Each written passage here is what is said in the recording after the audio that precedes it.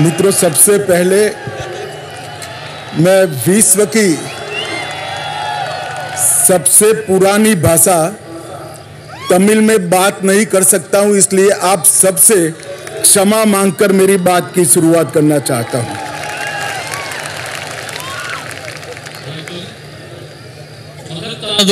தெய்வீகமானதுமான தமிழ் மொழியில் பேச இயலாமைக்காக நான் வருந்துகின்றேன். அனைவருக்கும் மனம் நிறைந்த மகா சிவராத்திரி நல்வாழ்த்துக்கள். मैं आदि योगी के चरणों में प्रणाम करता हूं और मैं आज मनपूर्वक सद्गुरु के चरणों में भी प्रणाम कर मेरी बात की शुरुआत करता हूं.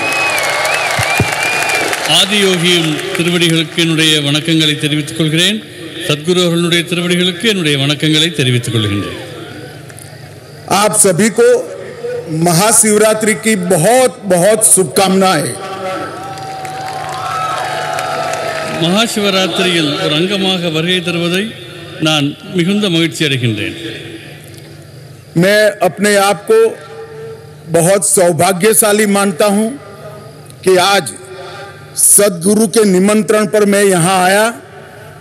मुझे आदि योगी के दर्शन हुए. महाशिवरात्रि में महादेव की महिमा के महापर्व में शामिल होने का मुझे मौका देने के लिए फिर से एक बार सद्गुरु जी का बहुत बहुत धन्यवाद. சத்குரு அவர்களுடைய அழைப்பை ஏற்று ஆதியோகியினுடைய தரிசனத்தை பெறுவதிலேயும் மகாதேவரின் மகத்துவத்தை வெளிப்படுத்தக்கூடிய மகாசிவராத்திரி என்கிற பிரம்மாண்டமான விழாவில் அங்கமாக திகழ்வதையும் பெரும் பேராக கருதுகிறேன். அதற்காக சத்குரு அவர்களுக்கு மிகுந்த நன்றி தெரிவித்துக் கொள்கிறேன். आज पूरे देश में सोमनाथ से केदारनाथ, पशुपतिनाथ से रामेश्वरम और काशी से कोयम्बतूर तक पूरा देश शिवमय हो चुका है. இன்று பாரத தேசம் முழுவதும் சோமநாத்திலிருந்து கேதார்நாத் வரை, பசுபதிநாத்திலிருந்து ராமேஸ்வரம் வரை, காசி முதல் கோயம்புத்தூர் வரை முழு தேசமும் சிவபெருமானுடைய திருவருளில் திளைத்துக் கொண்டிருக்கின்றது. सदगुरु जी, आज ही प्रयागराज में महाकुंभ समाप्त हो रहा है और आज यहां कोयम्बतूर में भक्ति का महाकुंभ मेरे सामने मुझे दिखाई पड़ रहा है. இந்த நன்னாள் பிரயாக்ராஜில் மகா கும்பமேளாவின் நிறைவை சுட்டுவது போலவே கோயம்புத்தூரில் பக்தி என்கிற கும்பமேளா இப்பொழுது நடைபெற்றுக் கொண்டிருக்கின்றது. मित्रों, शिवरात्रि सिर्फ एक पर्व नहीं है, आत्म जागृति की रात्रि है. जब समग्र ब्रह्मांड शिवमय हो जाता है तभी शिवरात्रि की अनुभूति कर सकते हैं. நண்பர்களே, மகாசிவராத்திரி என்பது வெறும் விழா மட்டுமல்ல, இது சுய விழிப்புணர்வுக்கான ஒரு இரவாகவும் இந்த முழு பிரபஞ்சமும் சிவபரம்பொருளினுடைய பெருங்கருணையில் அதிர்வுகளை உணரக்கூடிய நாளாகவும் அமைந்திருக்கின்றது. आज शिव और पार्वती का मिलन का दिन है. आज ही शिव और जीव के मिलन का रास्ता भी प्रशस्त होता है और मोक्ष प्राप्ति का रास्ता भी आज ही भक्ति के माध्यम से खुलता है. இந்த நாள் சிவனும் பார்வதியும் ஒரு தெய்வீக சங்கமத்தில் இணைந்த நாள் மட்டுமல்ல, சிவமாகிய பரம்பொருளும் ஜீவாத்மாவும் விடுதலை என்கிற ஐக்கியத்திலே இணையக்கூடிய நாளாகவும் இருக்கிறது. பக்திக்கான மிக உன்னதமான திருநாளாக அமைந்திருக்கின்றது. शिव सिर्फ एक प्रतीक नहीं है, शिव एक कल्याणकारी चेतना है जो संहारक भी है और पालनकर्ता भी है, और दोनों की विशिष्ट भूमिका हमारे जीवन में होती है. சிவபரம்பொருளை பொறுத்தவரை அவர் விழிப்புணர்வுக்கான அம்சமாக வெளிப்பட்டவர். அவர் அழிக்கும் கடவுளாகவும் காக்கும் கடவுளாகவும் விளங்குகிறார். இரண்டுமே நம் வாழ்வுக்கு மிக முக்கியமானவை. शिव शंभू भी है, स्वयंभू भी है. शिव सत्य भी है, सुंदर भी है. शिव को भोलेनाथ भी कहते हैं, महाकाल भी कहते हैं, और यहाँ शिव आदि योगी के रूप में विराजमान है. சிவபெருமான் சம்போ என்று அழைக்கப்படுகிறார். சுயம்பு தான் தோன்றியாக அவர் கருதப்படுகின்றார். அவர் சத்தியம் சுந்தரமாகிய உண்மைக்கும் அழகுக்குமான வடிவமாக விளங்குகிறார். குழந்தைமயமான போலேநாத்தாகவும் உக்கிரமான மகாகாலராகவும் அவர் தொழப்படுகிறார். எல்லாவற்றுக்கும் மேலாக முதல் யோகியாக ஆதி யோகியாக அவர் விளங்குகிறார். शिव केवल आराध्य नहीं बल्कि अस्तित्व का मूल आधार है. அவர் வழிபாட்டுக்குரிய கடவுளாக மட்டுமில்லாமல் அனைத்துக்கும் மூலமானவராக இந்த பிரபஞ்ச இருப்பினுடைய மூலமாக திகழ்கின்றார். यह महाशिवरात्रि ये भक्ति और श्रद्धा की पराकाष्ठा का प्रमाण है, जिसमें असली अर्पण हमारा भक्ति के प्रति समर्पण है. மகாசிவராத்திரி என்பது பக்தியினுடைய முழுமையான வெளிப்பாடாகவும் சரணாகதி தத்துவத்தினுடைய வெளிப்பாடாகவும் தன்னையே இறைவனுக்கு அர்ப்பணிக்கக்கூடிய தன்மையினுடைய கொண்டாட்டமாகவும் திகழ்கின்றது. मैं सदगुरु जी के लिए भी कुछ कहना चाहता हूँ. सदगुरु जी, आपने ये जो स्थान बनाया है जहाँ हम सब आज बैठे हैं, वो केवल एक तीर्थ स्थल नहीं है, बल्कि योग, साधना, भक्ति, आत्मज्ञान और मुक्ति का केंद्र बनकर आज पूरे विश्व में उभरा है. சத்குரு அவர்களை பற்றி நான் உங்களுக்கு சொல்ல வேண்டும். சத்குரு அவர்கள் உருவாக்கி இருக்கிற இடம் வெறும் பக்திக்கான இடமாக மட்டுமில்லாமல் இது ஒரு புனித இடமாக யோகம், ஆத்ம சாதனை, பக்தி, தன்னை உணர்தல் ஆகியவற்றுக்கான கேந்திரமாக சத்குரு அவர்கள் இதனை உருவாக்கி இருக்கின்றார்கள். ईसा योग केंद्र ने योग और ध्यान के माध्यम से करोड़ों करोड़ों लोगों के जीवन में सकारात्मक सोच और सकारात्मक दिशा का उद्भव करने का काम किया है. ஈஷா யோக மையம் பல லட்சக்கணக்கானவர்களுடைய உயிர்களை யோக மார்க்கத்தின் மூலமாகவும் தியானத்தின் மூலமாகவும் நெறிப்படுத்தி சரியான சிந்தனையை விதைத்து சரியான பாதையில் அவர்கள் செல்ல உலகெங்கும் வழிகாட்டி கொண்டிருக்கின்றது. आदि योगी की ये 112 फीट ऊंची भव्य प्रतिमा हमें अपनी आध्यात्मिक यात्रा के 112 मार्गों की अनुभूति और परिचय दोनों कराती है. 112 அடி உயரத்தில் நிற்கக்கூடிய ஆதியோகியின் திருவுருவமானது விடுதலைக்கும் ஆன்ம விடுதலைக்குமான 112 பாதைகளை நினைவூட்டுவதோடு சிவபெருமாள் அடைந்த அந்த தன்மையை அடைவதுதான் ஒவ்வொரு மனிதருக்கும் இருக்கிற லட்சியம் என்பதை உணர்த்துகின்றது. और हमें यहाँ आकर ही मालूम पड़ता है कि जीवन का अंतिम लक्ष्य शिवत्व की प्राप्ति करना है. வாழ்க்கையினுடைய மிக முக்கியமான நோக்கம் சிவத்தன்மையை அடைவது என்பது இந்த இடத்திற்கு வருகை புரிகிற போது நமக்கெல்லாம் நன்றாக புரிகின்றது. ईसा योग आज ईश्वर से युवाओं को विशेषकर ईश्वर से जोड़ने का माध्यम बन गया है. ஈஷா யோக மையத்தின் மூலமாக இளைஞர்கள் ஆன்மீகத்துக்கும் நல்ல நெறிக்குமாக தங்களை இணைத்துக் கொள்வதற்கு வாய்ப்பு மலர்ந்திருக்கின்றது. यहाँ आकर व्यक्ति चेतना से ब्रह्म चेतना की ओर, स्वार्थ से परमार्थ की ओर और सेल्फ से यूनिवर्स तक की यात्रा की अनुभूति कर सकता है. இங்கே மனிதர்களுக்கு கிடைக்கக்கூடிய அனுபவமானது தனி மனித விழிப்புணர்விலிருந்து பிரபஞ்ச விழிப்புணர்வு நோக்கிய பயணம், தன்னையே தன் நலனையே நினைத்து கொண்டிருக்கும் நிலையிலிருந்து தன்னலமற்ற நிலையை நோக்கிய பாதை, தான் என்கிற தன்மையிலிருந்து பிரபஞ்ச உணர்வு என்கிற மடைமாற்றம் ஆகியவை ஈஷா யோக மையத்தில் மனிதர்களுக்கு அனுபவத்திலே கிடைக்கிறது. सदगुरु जी, आपने न केवल युवाओं को धर्म के साथ जोड़ने का काम किया है, युवाओं के सामने धर्म की बुद्धिगम्य व्याख्या को भी रखा है. இளைஞர்களையும் ஆன்மீகத்தையும் இணைப்பதில் சத்குரு அவர்கள் மகத்தான பங்கை ஆற்றியிருக்கிறார்கள்.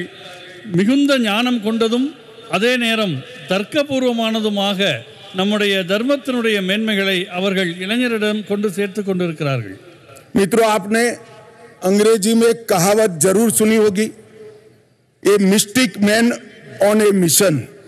हमारे सदगुरु जी के लिए शायद ये शब्द बना है, एक कहावत बनी है।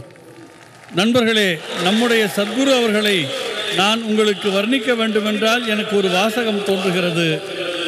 ஒரு லட்சியத்தோடு இயங்கிக் கொண்டிருக்கிற ஒரு ஞானி என்ற சொற்களை கொண்டு சத்குரு அவர்களை நான் வர்ணிக்க விரும்புகின்றேன். सदगुरु जग्गी वासुदेव आज पूरी दुनिया भर को जीने का रास्ता सिखा रहे हैं.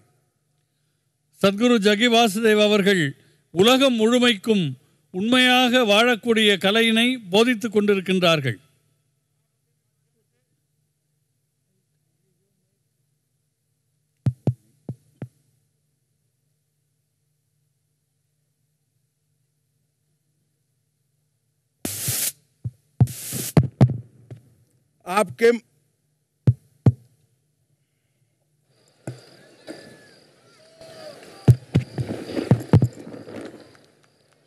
आपके माध्यम से पूरी दुनिया को सनातन का ज्ञान ये समझ में आता है कि स्वयं को समझना ही सच्चा ज्ञान है.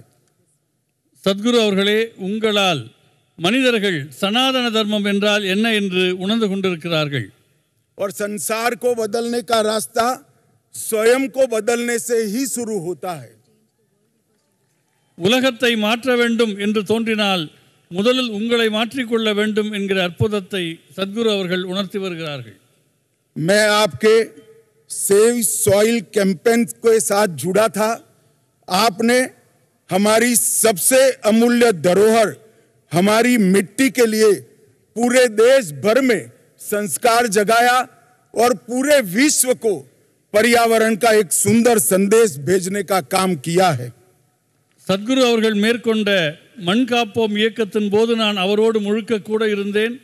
அது நாம் தாய் மண்ணாக கருதக்கூடிய இந்த பூமியை காப்பாற்றுவதற்கும் அதை மேம்படுத்துவதற்கும் நம்முடைய தலைசிறந்த மரபை காப்பாற்றுவதற்கும் அந்த இயக்கம் நாடு முழுவதும் மகத்தான விழிப்புணர்வை ஏற்படுத்தியது. मैं सदगुरु जी को बड़ी विनम्रता से कहना चाहता हूं, सदगुरु जी, आप पूरे राष्ट्र की संपत्ति के रूप में दुनिया के सामने उभर कर आए हैं. சத்குரு அவர்களே, தங்களை பற்றி நான் மிகுந்த பணிவோடு சொல்லிக் கொள்கிறேன். சத்குரு ஆகிய நீங்கள் இந்த பாரத தேசத்துக்கு கிடைத்த மிகப்பெரிய பொக்கிஷம் என்பதை நான் தெரிவித்துக் கொள்கின்றேன். मित्रों, सदगुरु जी ने आदि योगी के माध्यम से योगा को एक नया रूप देने का काम किया और मोदी जी ने विश्व योग दिन मनाकर पूरी दुनिया को योग के सामने योग के लिए आकर्षित करने का काम किया है. சத்குரு அவர்கள் ஆதியோகி வழியாக யோகக்கலை குறித்து ஒரு மகத்தான விழிப்புணர்வை ஏற்படுத்தி இருக்கிறார்கள். அதனுடைய தாக்கத்தின் நீட்சியாக மாண்புமிகு பாரத பிரதமர் அவர்கள் சர்வதேச யோகா தினத்தை அறிவித்தார்கள். योग हमें स्व से सर्व तक, अहम से वयम तक, संकल्प से सिद्धि तक और वैराग्य से समाधि तक ले जाने का काम करता है. யோக மரபானது தன்னலம் என்ற நிலையிலிருந்து பிரபஞ்ச உணர்வுக்கும், அகங்காரத்திலிருந்து ஒற்றுமைக்கும், தீர்மானங்களிலிருந்து தன்னை உணர்தலுக்கும், பக்தி நிலையிலே இருந்து அடுத்த பரிணாமத்திற்கும், அறியாமையிலிருந்து ஞானோதயத்திற்கும் யோகக்கலை அழைத்துச் செல்கிறது. योग प्राचीन होकर भी प्रासंगिक है, यह स्थिर होकर भी गतिशील है. யோகக்கலை பாரம்பரியமானது, ஆனால் நிகழ்காலத்திற்கும் ஒத்து வரக்கூடியது. இன்றும் உயிர்ப்போடு விளங்குகிற கலை யோகக்கலையாகும். योग मन, शरीर और आत्मा को एकाकार करता है. योग जीव और परम तत्व परमात्मा को जोड़ता है. योग भक्ति का मार्ग भी प्रशस्त करता है. யோகக்கலை என்பது மனம், உடல், உயிர் ஆகியவற்றை ஒருங்கிணைக்கின்றது. பரமாத்மா, ஜீவாத்மா ஆகியவற்றின் சங்கமமாக திகழ்கிறது. பக்தியின் பாதையில் யோகக்கலை ஒளி வீசுகின்றது. मित्रों, जब मैं तमिलनाडु आया हूं तब ये जरूर कहना चाहूंगा कि भारत के आध्यात्मिक इतिहास की व्याख्या तमिल संस्कृति के वर्णन के बिना अधूरी है.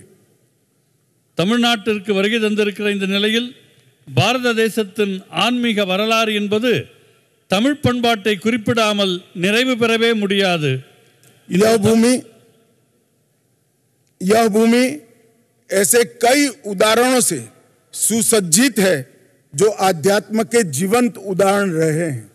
இந்த பூமி ஆன்மீகத் துறையில் தலைசிறந்த பல்வேறு ஞானிகளினுடைய தலமாக விளங்குகிறது. அதற்கு எவ்வளவோ உதாரணங்கள் உண்டு.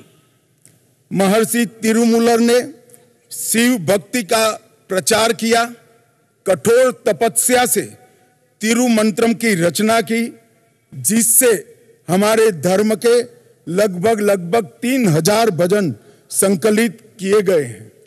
மகரிஷி திருமூலர் அத்தகைய ஒரு ஞானிகளினுடைய அடையாளமாக விளங்குகிறார். அவர் தீவிரமான தவத்தினுடைய விளைவாக சைவ மரபில் திருமந்திரம் என்கிற தலைப்பில் 3000 அற்புதமான பாடல்களை அருளியிருக்கின்றார். महर्षि अगस्त्य ने भी कई नई रचनाएं कर हमारे धर्म की व्याख्या को और मजबूत करने का काम किया है. அந்த வரிசையில் மகத்தான மற்றொரு உதாரணம் மகரிஷி அகத்தியர் அவர்கள். அவர் சனாதன தர்மத்தின் பல்வேறு பரிமாணங்களை வெளிப்படுத்திய ஒரு ஞானி ஆவார். यहाँ पर भगवान शिव को दक्षिणी मूर्ति के रूप में देखा जाता है, जो साधक को ज्ञान, विवेक, मुक्ति और मोक्ष सभी प्रदान करता है. தமிழ் பண்பாட்டில் சிவபெருமானுக்கென்று ஒரு மகத்தான இடம் இருக்கிறது. அவர் தட்சிணாமூர்த்தி என்கிற திருவுருவத்தில் வழிபடப்படுகின்றார். அந்த தட்சிணாமூர்த்தி தன்னை வழிபடுபவர்களுக்கு ஞானம், சமநிலை, விடுதலை, முக்தி ஆகியவற்றை அருளுகிற கடவுளாக விளங்குகிறார். सदगुरु जी, मैंने आपके शिवरात्रि महोत्सव के लिए बहुत कुछ सुना था, सुनकर भी अनुभूति होती थी, मगर आज मैं यहाँ आया हूँ तब मैं निश्चित रूप से पूरे विश्व को कहना चाहता हूँ, ये अद्भुत है, अकल्पनीय है, अवर्णनीय है. சத்குரு அவர்களுடைய மகா சிவராத்திரி பற்றி நான் மிகவும் கேள்விப்பட்டிருக்கின்றேன். இன்றைக்கு நேரில் வந்து இங்கே கலந்து கொண்டிருக்கின்றேன்.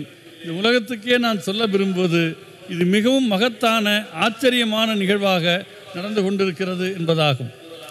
ये तीर्थ स्थान की रचना में सदगुरु ने विज्ञान और अध्यात्म इसको साथ में लाकर ये सिद्ध किया है कि ध्यान, ऊर्जा और चेतना की अवस्थाएं अंधविश्वास नहीं है, परंतु मूलभूत विज्ञान है.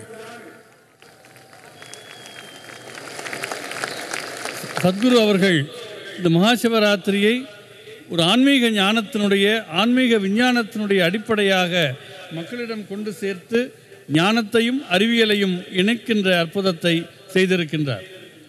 सदगुरु जी, आपने सभी को यह अनुभूति कराई है, शिव ही शाश्वत है, शिव ही चेतना है और शिवत्व को जागृत करने का यही एक रास्ता है.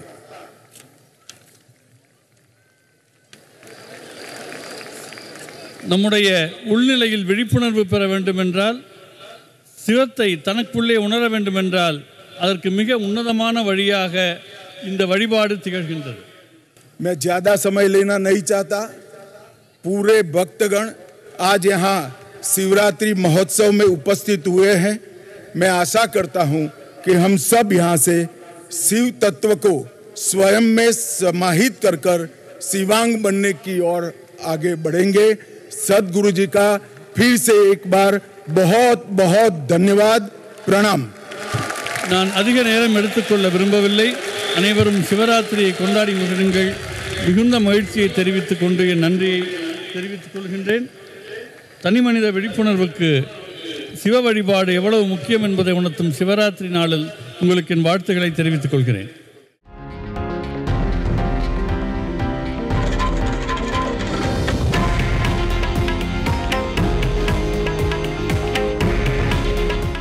आहे देशातील नंबर 1 न्यूज नेटवर्क आणि आपण पाहत आहात TV9 मराठी. काळजी तुमची, हित महाराष्ट्राचं.